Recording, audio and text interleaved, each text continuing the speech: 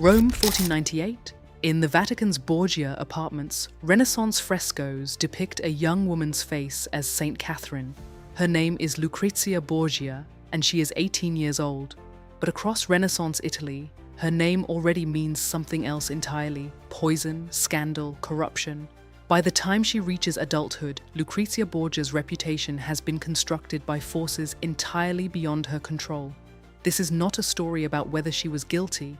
This is a story about how a woman's reputation became a weapon in a dynastic power struggle, and how she spent 17 years trying to reclaim it. To understand how reputation becomes a political tool, we must understand the system Lucrezia was born into. The Borgias were a Spanish family who rose to papal power through strategic marriages, military force, and ruthless political calculation. In this world, daughters were instruments of alliance. Lucrezia's value was not in who she was, but in who she could be married to. By age 18, she had already been through 2 marriages, both arranged, both dissolved, when political circumstances changed. Her father, Pope Alexander VI, and her brother Cesare controlled every aspect of her life: marriage, annulment, reputation. She had access to power, but almost no agency within it. Welcome back to the channel where we analyze how women exercise leadership within complex political systems. I'm here to examine the decisions, strategies, and reputations of historical women in power, not as saints or monsters, but as leaders operating under structural constraint. Today, we're examining Lucrezia Borgia, a woman whose reputation was shaped by dynastic politics, enemy propaganda, and centuries of myth-making. We'll separate documented fact from constructed narrative and ask what her story reveals about reputation, agency, and legacy. This is Lucrezia Borgia. In 1497, Lucrezia's first marriage to Giovanni Sforza ends in annulment. Her father no longer needs Milan's alliance. He needs France, which means Lucrezia must be unmarried and available for renegotiation. The annulment is declared on grounds of non-consummation, a public humiliation for Giovanni. He is forced to sign documents admitting impotence. In response, he deploys the only weapon he has left: reputation destruction. Giovanni begins spreading rumors that the real reason for the annulment is incestuous relationships within the Borgia family. These accusations come from a politically humiliated ex-husband with every reason to retaliate. There is no documentary evidence supporting them. But in Renaissance political culture, the accusation itself is the weapon. Once spoken, it spreads. And Lucrezia, who had no control over her marriage or its dissolution, becomes the target of a reputation attack that will follow her for centuries. In 1498, Lucrezia gives birth to a son under circumstances that remain historically unclear. The Vatican issues 2 contradictory papal bulls regarding the child's paternity, official church documents that name different fathers, both within the Borgia family. Modern historians cannot definitively establish the truth. What we can establish is this: the confusion surrounding the birth created another layer of scandal that attached to Lucrezia's name, regardless of her actual role. In a dynastic system where women had little control over their sexual autonomy, she bore the reputational cost of circumstances shaped entirely by male family members. In 1498, Lucrezia marries Alfonso of Aragon, Duke of Bisegli. Contemporary accounts suggest this marriage may have involved genuine affection, a rare occurrence in dynastic politics. Letters describe her nursing him through illness and their domestic life in Vatican apartments.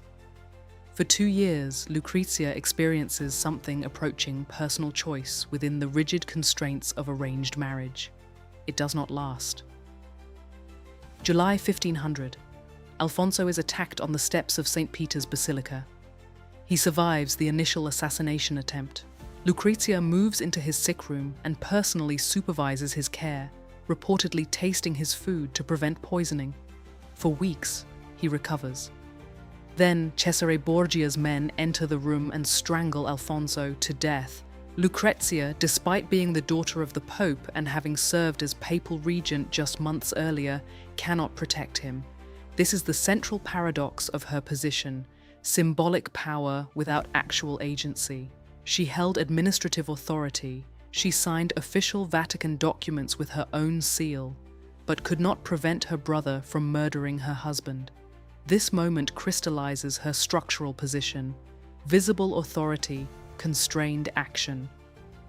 In 1502, Lucrezia marries Alfonso d'Este, heir to Ferrara. Her father pays an enormous dowry, essentially compensating for her reputation. When she arrives, the Ferrarese court is hostile. They have heard the Roman rumors. They expect scandal. What they get instead is something far more interesting: strategic adaptation. Lucrezia does not fight her reputation directly, an impossible task. Instead, she constructs an alternative identity through documented action. She adopts Ferrarese style over Roman fashion, a visible signal of cultural integration. She becomes a patron of poets and artists, corresponding with Pietro Bembo and others in letters that demonstrate intellectual engagement. She manages court administration with the same competence she showed as papal regent. She bears children and fulfills dynastic expectations. Gradually, Ferrara's opinion shifts, not because the rumors disappear, but because her documented behavior provides counter-evidence. In 1503, Pope Alexander VI dies and Cesare falls from power shortly after. The two men who controlled Lucrezia's entire life are gone. For the first time, she operates without their direct influence. This is not presented as liberation. Her father's death leaves her politically vulnerable, and Cesare's fall removes a powerful protector, even if he was also a source of her darkest reputation. But it does shift her position. In Ferrara, she is no longer primarily the Pope's daughter. She must establish authority based on her own actions. Over 17 years in Ferrara, Lucrezia builds a documented record of administrative and cultural leadership. She manages the duchy during her husband's military absences. She negotiates with ambassadors. She oversees financial administration. She patronizes major Renaissance artists and intellectuals, creating a cultural court that rivals Rome's.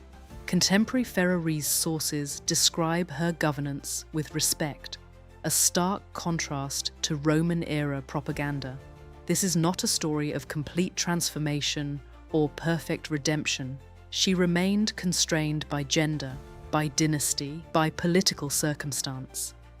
But within those constraints, she demonstrated measurable competence. By the time of her death in 1519, Ferrara genuinely mourned her. She had constructed an alternative reputation through 17 years of documented action. Lucrezia dies in childbirth in 1519 at age 39. Ferrara mourns. She is buried with honor in the monastery of Corpus Domini. For 17 years, she had rebuilt her reputation through strategic adaptation and demonstrated competence. In Ferrara, at least, she had succeeded. Thanks for watching this analysis of Lucrezia Borgia, a case study in reputation construction and strategic adaptation within dynastic constraint. If you're interested in more leadership analysis using historical women as case studies, subscribe to the channel and let me know in the comments what other historical figures' reputations deserve re-examination through archival evidence.